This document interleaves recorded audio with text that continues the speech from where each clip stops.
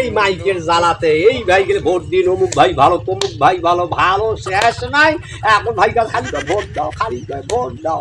আচ্ছা, আর ভাই তুমি যে সাজ দিছেন ভাই, মাথায় এখন নষ্ট হয়ে যাচ্ছে। আরে বাবা, এই যে আজকে হলো সরকারি ভোট, 15 বছর থাকিয়ে ভোট দিতে পারি নাই, আজকে বাবা শান্তি মতো ভোট দেব। ভোটটা এবার কার মধ্যে দিতেছেন?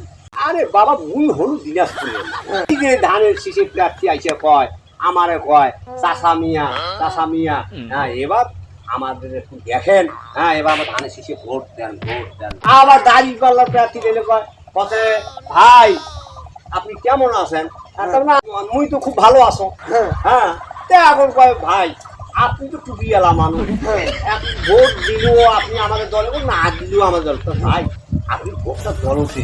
আবার লাঙ্গলের প্রার্থী আইছে আমারে কয়, হ্যাঁ কেমন আছেন? কারণ তো খুব ভালো আছেন। হ্যাঁ, আমার চাষা মিয়া দেখেন দেখেন দেখেন, কেউ ভাই কয়, হ্যাঁ কেউ চাষা কয়। তো মুই বাবা একটা চিন্তা ভাবনা করছো যে ভোটটা ধানের শীষে তো মারে, লাঙ্গল তো মারে, দাড়ি পাল্লায়ও মারে। কেন? ওই কেউ যেন না হয় যে সালারে এক কাপ চা খেলে সারা মুনাফে তারা আমার ভোটটা দিল না।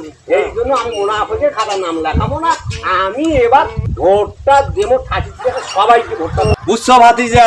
আরে চাচা কয় কি?